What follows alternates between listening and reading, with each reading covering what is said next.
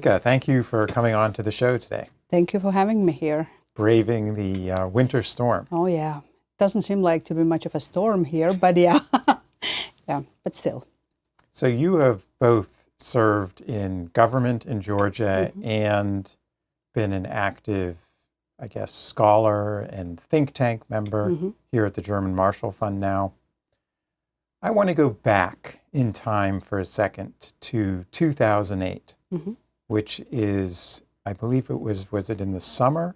It was in the summer. It was in the summer that Mr. Putin decided that he would swallow Abkhazia and Ossetia, or Ossetia. What do you think prompted him to do that? What were the events that led up to that? And what is their significance in retrospect? If you look back, I think it's much easier for our viewers and listeners to understand the whole chain of the dynamics that led to 2008 and then what proceeded after. Because Georgia was not just an ad hoc event that has happened impromptu, so to say, out of a certain mood swing in Putin's mind. It was a meticulously planned event, which was preceded by declared policies already by the time from Putin started already in 2007 in Munich speech, this famous speech that he delivered in Munich, when it became already clear at the time for those that listened carefully that Putin was a revisionist leader of Russia that wanted to build back the empire that Russia lost. So war in Georgia was part of that discourse. Now at that Munich conference, the Wehrkunde, Putin got up and astonished everyone by threatening the West, right? Saying that Russia wasn't going to sit back and take it anymore. And then he was very specific in his concept of use of force at that time. He was very clear that while Russia was adhering to the UN Charter and then the principles of public international law, he had his own understanding when the use of force would have been merited for the national interest of Russia at that time. He accused West of selective application of public international law, but he was very clear how he himself thought that use of force was a legitimate part of the overall toolkit for the state of Russia to use for the advancement of its own national interests. So he was coming from that point of view at the time that Russia had to build back its power, its legitimacy in terms of its own sphere of influence, whether Russia would have been the epicenter of that, and the West had to condone that. And then that was part of Russia defending its interests rather than openly revising the global order as Russia would declare at that time. And then we saw what happened after with the Bucharest summit. That was one of the litmus tests at the time for Russia to understand that West didn't have skin in the game as much as Russia had, if we're very simple in our determination of what has happened, when despite of all the controversies that has happened and very clear support from the U.S. side at the time for the membership of Georgia and Ukraine to NATO, West was not able at the time to make a decision, and by that signaled to Putin that yes, there was this momentum, window of opportunity for Russia to test the willingness and resolve of the West, transatlantic community, in defending the premise of Europe being whole and free, and then not succumbing once again to the appearance of that spheres of influences in which Russia would have become once again the imperial power, so to say, a revisioned version of Russia in the new era of what usually Russia was. And Georgia was the first occasion when Russia openly tested the red line of using force against another sovereign nation. And then, as we understood later, it was a prelude to the bigger use of force against Ukraine. So it was like a stepping stone at some point for Russia to see how accountable or not Russia would have been for the actions when it comes to the use of force against another sovereign nation, occupation of its territories. And then when Russia got away with that, pretty much unscattered, that Russia got the signal that for the bigger game that Russia had to play, in its own neighborhood, it could actually do that because the red line did not appear to be really that much of a red line.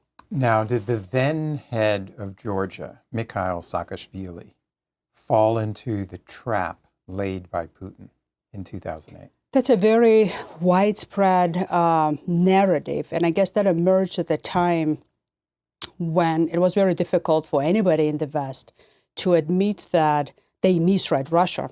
I've been in the Foreign Service at the time prior to the war, not just during the war and after the war. And all of the effort from the side of the Georgian government at the time was to prevent actually the war. It's a very small nation. Georgia is a very small nation. We had a very proud army at the time, but very small. And most of our contingent at the time was actually in Afghanistan, not in Georgia per se. So month leading to the August already, we've had very clear signals that Russia was preparing to the war. We've had the biggest at the time, the military exercises in North Caucasus organized by Russia, and Russia, leaving its troops and all the equipment on the ground without leaving. We've had extended incidents at the time, military by nature, from so-called representatives of the local administrations, but then ultimately Russian proxies, and then with Russian support and military equipment against the settlements, and then the Georgians living in the areas and outside of the areas. It will take too much time now to talk about all of what preceded the war at the time, but then we've had the biggest effort at the time that gave hope to us that the war would have been prevented was the so-called Steinmeier plan, when at that time we've had a special group of UN Secretary General's friends, as this was called, P5 countries, basically represented most of it in this discourse, that would negotiate at the time the change or monitor the developments on the ground, but then any change in negotiating platforms. And when it became apparent already in May that Russia violated all existing agreements of military presence on the ground, we've had already Russian paramilitary troops, 2,500 present in the Abkhazian region, in violation of all the UN mandate for the peacekeepers that they've had. We've pleaded at the time to international community that we were unable to hold those frameworks at place because they were all with the consent of the Georgian government. So the promise at the time was that the new framework for peaceful negotiations would have been established on the ground. We've had a number of very creative ideas, but at the end of the day, it boiled down to the plan that came out from our international partners as a basis for the discussion. And then it wasn't a perfect plan to our mind, but we agreed fully to proceed with negotiations. And then the major meeting should have happened in the beginning of August, actually. And, in July already, it was the mid-July, if I recall correctly, Russians already declared that they had vacation time coming in the beginning of August, and they wouldn't participate in negotiations. And that was yet again another signal at the time that Russia was prepping to the war. So what is considered to be that we felt as Georgia, and I wouldn't make this reference to just one person, it was the whole government of Georgia that was working tirelessly at the time to prevent the war, to be resilient in this very complex situation, to any not only provocation, but then any threat that could threaten actually the existence of our sovereignty and independence as a country.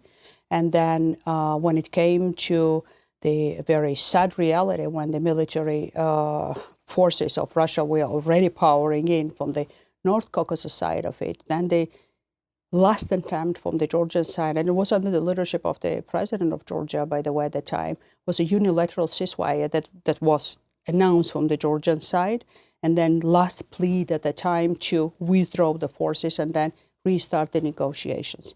And unfortunately, preventative actions from international partners wasn't forceful enough at the time to, I would say, showcase to Russia that they would make that step if they would face anything as a way of accountability. And Russia understood that. Russia had a free way at the time. So tell me, when you were foreign minister of Georgia, what were your impressions when you dealt with Russia and your counterparts? Russians are not easy to deal with, obviously, when it comes to negotiations. But then when you have talks that are straightforward, they are pretty straightforward at the time as well. We've had concrete proposals at the time when it comes to what could have been the new format of negotiations. diversification of participation of international partners, and primarily diversification of the peacekeeping forces on the ground as well. In both regions, South Ossetia and Abkhazia, the only peacekeeping forces that we've had, so-called international, were just Russian military forces. No other country, no other organization had any direct participation in terms of actual presence on the ground of the peacekeepers or the monitors of the observation of all the terms that we had reached prior to that in the early 2000s and in the 90s when it comes to the peaceful formats of conflict management, so to say, rather than unfortunate resolution. So in that sense, they were clear in their position, and we were clear in our position. They are masters of dragging the time. They are masters of giving no answers and giving answers when it comes to how they would treat our partners that we're traveling back and forth in Tbilisi and to Moscow as well. And then at the end of the day, the strategy, if not just the tactique that was chosen from our side, was to listen carefully to what was an acceptable compromise that we could have agreed to in terms of the formats that would have been proposed. And we went way far in terms of agreeing to the way how the structured negotiations would have started and then would have been potentially the outcome of that. We were eager to ensure that we would have avoided the situation in which we've ultimately found ourselves when, unlike to what Russia claims, as if we were encouraged by Western partners to go to the war and then do this out of that promise and encouragement that we've received from different capitals of the world that we would have been helped in this endeavor, it's a complete false narrative. We've never had not only any encouragement, we've never had any potential of even beefing up our military to the degree that would have made us more successful in defensive operations, at least in the air defense. We had no air defense at the time when a war started. So how coherent in thinking any government should have been to start the war with Russia, having no air defense at all at that time. So I think at that time, part of the problem, if not the biggest part of the problem, was that nobody was ready for that war. And then at the time, it was more convenient for everybody to split the blame for the war between Georgia and Russia rather than having a clarity of conclusion that Russia was bold enough to violate the fundamental norm of international law of using force against the neighboring sovereign nation, a small neighboring nation with territorial claims attached to it. And with the main goal, by the way, not of occupation of parts of this little country, but then of regime change in this country. And Putin was very clear when he was talking with Sarkozy and then with other international leaders when, in the aftermath of 2008, that he wanted to personally even execute, at that time, the president of Georgia, Saakashvili. So regime change was the main goal. And with that takeover of Georgia, rather than occupation of the tiny parts of a tiny country with important geographic location, but still not of that grand importance as Ukraine is, obviously, for Russia. Today you have a pro-Russian party, Georgian Dream, in charge of Georgia. So has Putin's strategy actually worked? At the end of the day, it materialized in stages, I would say. And then at that time, it didn't work for multiple reasons. In 2008, it was an extreme difficult time for my nation at the time to withstand that pressure. It was a brief war, but it was a very intense war for a small country as Georgia. And then we've had a very realistic possibility at the time of complete takeover by Russians if the air bombardment and then, the military operations as Russia proceeding at the time would continue. So that imperfect ceasefire as it was at the time worked for the preservation of our sovereignty and independence. But the time that was bought for that to work with this brief war was due to the bravery of our soldiers and then our military that withstood very successfully at the time a very large onslaught of the Russian army in a small country as it is, Georgia. Now, at that time, we bought time in the war. During the war, we maintained our sovereignty and independence. We had a rebound in terms of economic development and then intensification of our integration processes, at least with the EU, if not NATO, in a meaningful sense, I would say, when the Eastern Association with partnership with EU became a reality, and then, if not the membership candidacy, but still it was a step forward rather than where we were with the European Union. But then Russia learned that lesson too, that it overestimated its military power when it comes to overcoming the strong will of the people to resist Russia. And it started to go back to the classics of internal undermining in terms of the polarization of the politics, supporting the political parties or the individuals that would have been connected with Russia.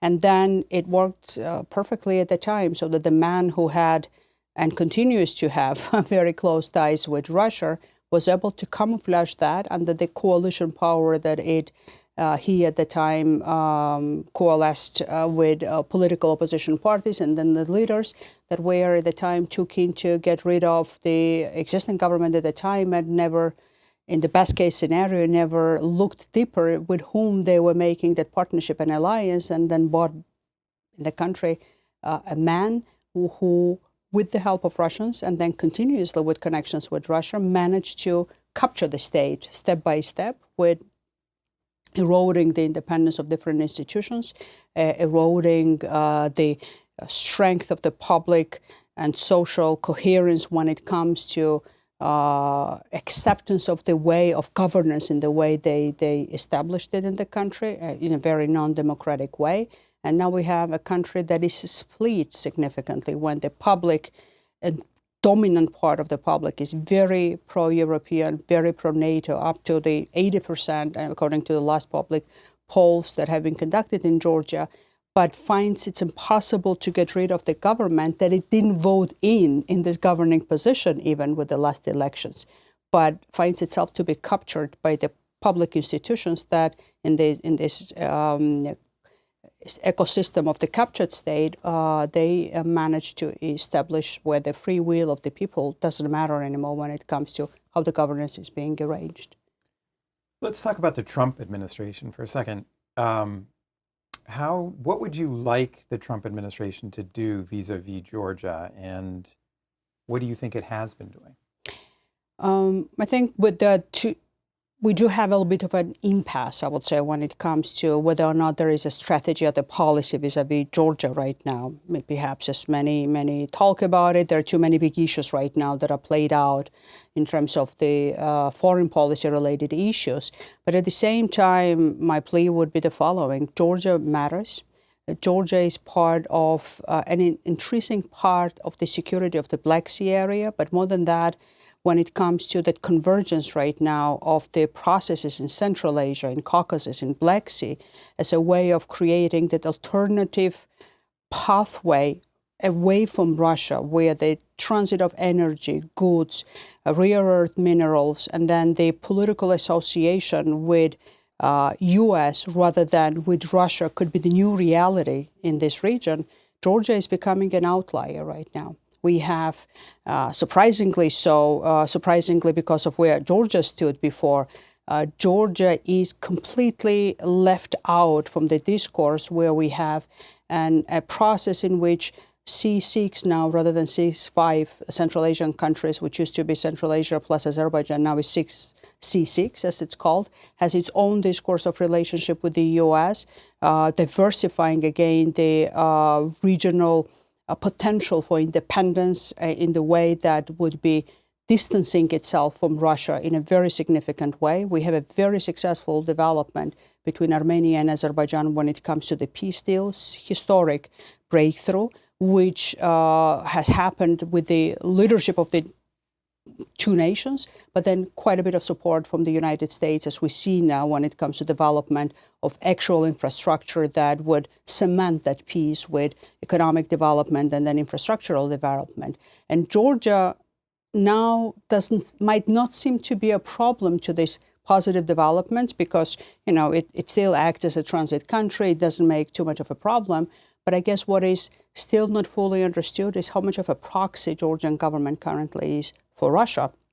And then at any time when Russia will be in a position to look back, because now it's very busy because of the war in Ukraine, Russia will undermine or will attempt to undermine these positive developments through different action perhaps, but through Georgia as well. So my plea here would be that change of the political situation in Georgia, where there could be a possibility for the Georgian people freely to elect the government, could be essential for Georgia to be back on track of the normal development. And for that to happen, we need a bit of an equalizer, so to say, of the current situation, restraining order for those who doesn't allow for that to happen. And then the Megobari Act, which has almost passed in Congress, bipartisan act, by the way, which puts Georgia into the agenda and then creates the possibility of sanctioning of those individuals, among other provisions that might be jeopardizing that possibility, could be a step forward. So rather than speculating how Georgian dream could be dealt with in the way that it could become more democratic or more civil or more, independent from Russian links, it's better to give a chance to the Georgian people to exercise its democratic right of electing the government in a free way, because Georgian people are very strongly in the right direction in terms of the mindset. And then in that regard, as previously, it would be in the future as well, that Georgia will be a very strong and reliable partner and ally for the U.S. when it comes to the foreign policy priorities, and then when it comes to the overall security of the region as well, including in the Black Sea area. Now, while it is true that Russian influence has been resurgent in Georgia, it's also the case that in the past, a Georgian fellow named Stalin or Jugashvili made his way to the top of Russia and actually brought Russia in the form of the Soviet Union to the zenith of its power. And Vladimir Putin, the president of Russia, has fostered a mini cult or resurrection of Stalin, including putting his bust in the Moscow subway. What do you think accounts for the continued veneration of Stalin in Russia today? Is this a country that's really looking backward and not into the future? It's looking into the backwards, and then in different dimensions of that backward looking, obviously, because Putin has other famous Russian figures, tsars as well, in his mind. And then, he's reconsidering his view of the history from time to time. But Stalin stood up the test of time for him. And I guess that's a very strong symbol. So where the taste of what kind of political leadership he craves for and then admires, and then where he sees that Russia was the strongest in that way, even during the times, when it was Soviet Union rather than Russia by the name, when Stalin was the helm of the power. It's extreme cruelty. It's a very hierarchical power. It's where Russia is at the center of this conglomerate of the countries as he sees it, where the power of one man at the top of that hierarchy is unrestricted, unlimited, and it can be free to exercise inhumane and brutal acts against its own people if it comes to retaining power and then positioning itself abroad and as well, to the degree that could be really unaccountable to the fullest. One of the gravest crimes of the Soviet Union had happened exactly during the Stalin's time. But it's telling that Stalin is not ethnically Russian, and then Putin is quite chauvinistic in that sense, so that he really must love the man, what he represents in that regard, to have him veneered to that degree, because otherwise, I'm sure he would have never looked to any man of different ethnicity, no matter what was the contribution of that person to the Russian statehood, but he's just stands above all. So he's one of his beloved leaders, and then that's quite telling where he is, and then how much Russian society accepts that as well. And then that's quite telling. The one thing that's interesting, it is a difference between Putin and Stalin, is that you haven't had these mass purges in Russia. So to that extent, it's changed, or you don't need to do the purge anymore. You have the security services and you have control over social information, and that's enough. He he managed to do purges commensurate to his timeline, right? I mean, if you think of Russian business community and then how much it's cleaned up, the way how previously, in a chaotic way, but the oligarchy that the business community was emerging in Russia, he completely undercut the development so that the purge of business community was not numerically as visible because there were not as many, perhaps, large businessmen. But if you look at that, how many survived physically and then how many are in Russia, and those who still have access to financial means of that era, that they are subservient to the Russian state rather than have an independence of any kind when it comes to freedom of action. We see now people flying from different windows of different high-rise buildings as well in Russia, from state institutions, that be from the companies as well.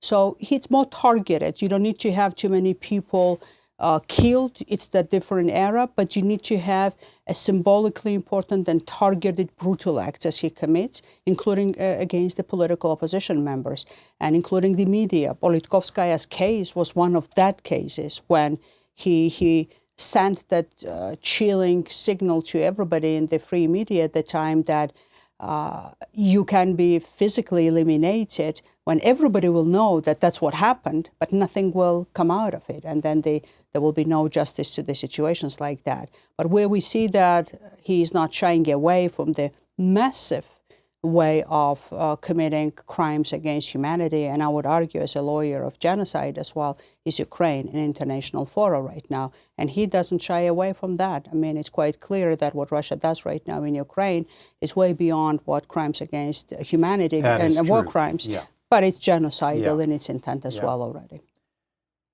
Before we jump into that, I'm curious, is Stalin getting a makeover in Georgia as well? The local boy made good? With Georgian Dream people, he does.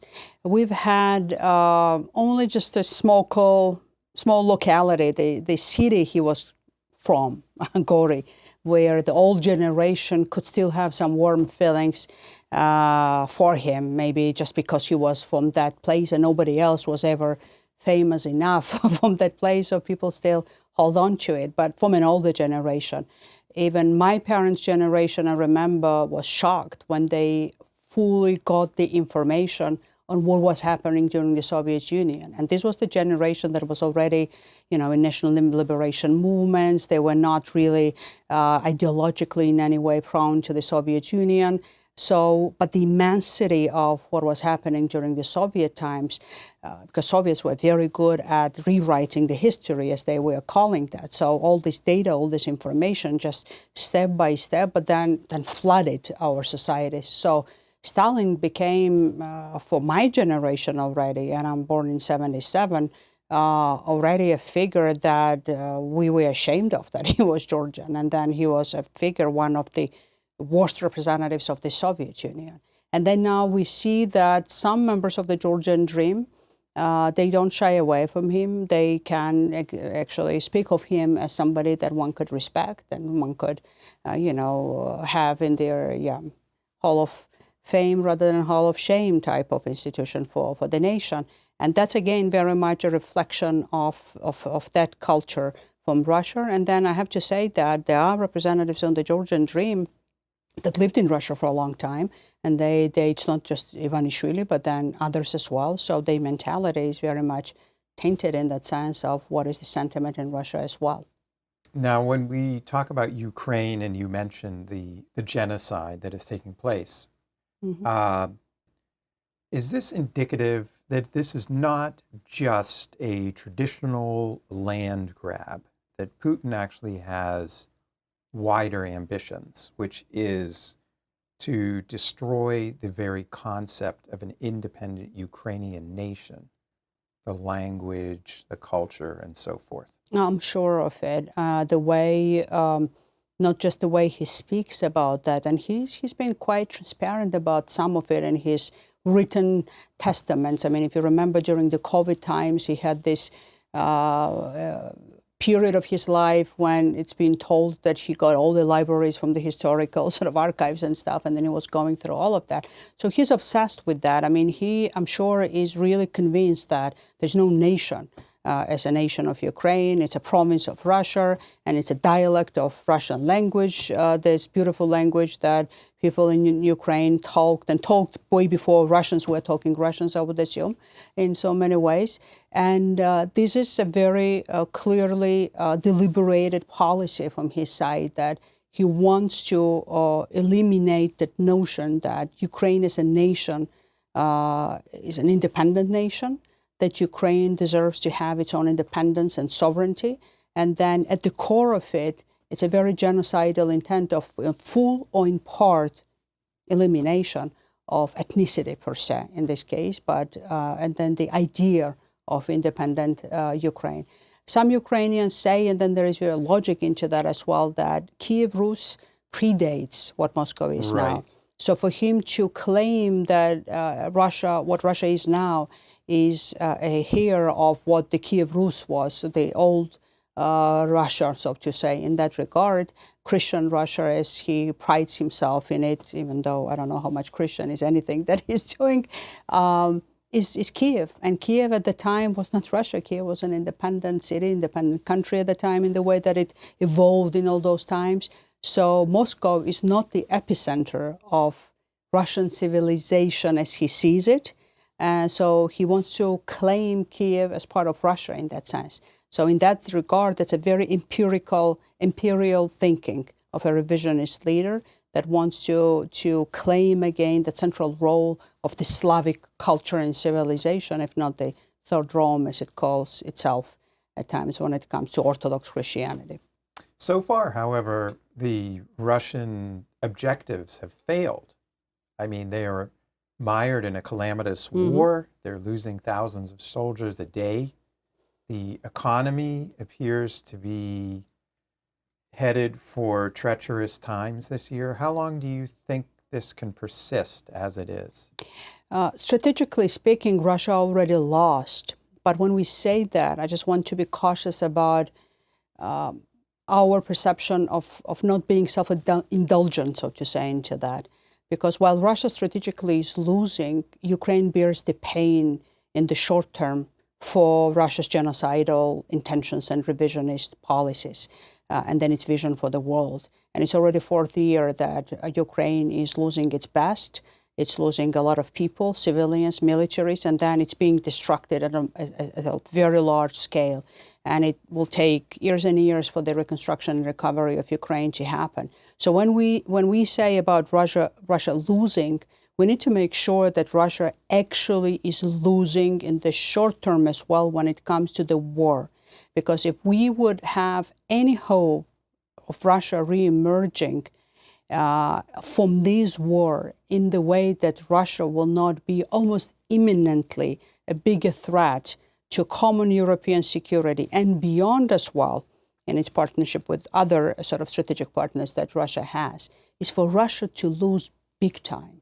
I mean, it might not be exactly as it was in Second World War when Germany lost in the way that Germany lost, but that losing of the war was not just a blessing for the whole world when Nazi Germany lost the war. It was a blessing for Germany itself, because Germany got the real chance of re-emergence as a proud, democratic nation that is now at the core of the European security, and then one of the biggest contributors to it. And then maybe sometimes in the future, Russia will have that chance. But if Russia's claim and that inherent hunger for imperial revisionism will not be really destroyed, and this will never happen, and Russia will remain to be a growing threat rather than a diminishing threat. And in that regard, Ukraine is exactly where it needs to happen. And after all the pain that Ukrainian people went through, we cannot say that Russia lost if Ukraine will not win in this war as well. That's quite clear to me. And winning would be Russia retreating from the territories that it's currently occupying in Ukraine? Full winning definitely would have been Russia retreating fully from the territories that Russia occupies, including Crimea. But if in the short term right now, and by the short term we can have different definitions of the short term, but sooner the better, let's put it that way. If the ceasefire and peace deal after the ceasefire in a meaningful sense is achieved for this war, it definitely needs to be clear that it does not legitimize in any ways Russian territorial claims for the territories that Russia might remain and not withdraw imminently. There needs to be a legal recognition of that, and there needs to be a recognition of the fact that in a peaceful way, there will be time in which there needs to be a framework how that needs to be resolved. And it might take decades.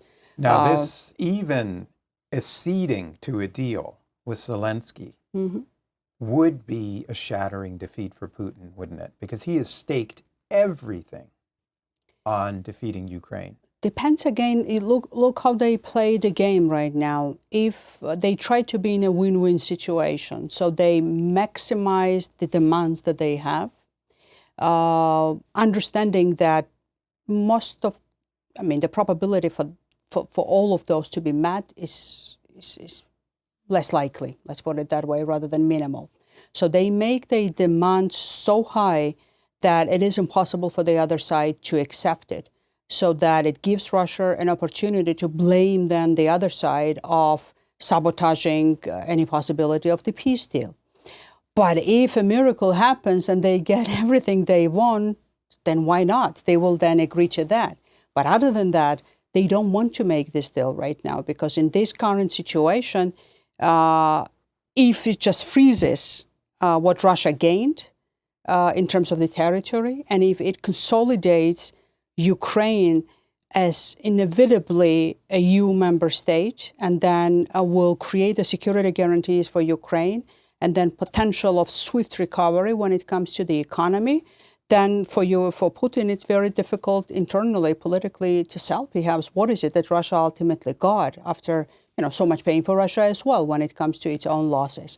So that's why it's very, judging from the actions and then where Russia is and current actions against Ukraine that intensified rather than decreased from the Russian side, it's clear that they are playing more with negotiations rather that they feel that they are cornered to the degree that they would need to make any deal. And I guess that's one of the factors that I wanted to highlight. In my experience, Russia negotiates in a meaningful sense only when Russia sees that it's cornered, or when Russia gets all that Russia wants at some point, or maybe 90% of what it wants, because it always asks for more than it actually wants. And then any compromise that we think that we made Russia to compromise is something that they were maybe targeting to begin with. So in this case, they don't feel that they are cornered yet. They do have their own support when it comes to countries that still provide support to Russia in terms of dual-use equipment or avoidance of sanctions, and then money still flows to Russia. There is not enough economic pressure that would really corner Russia to the table of negotiations. Russia is not squeezed too much yet for Russia to feel that we don't have any other choice rather than be serious about negotiations. So in that case, they play the usual game as they do. Well, thank you. This has been utterly fascinating. Thank you. And we have to do it again in the future. Thank you.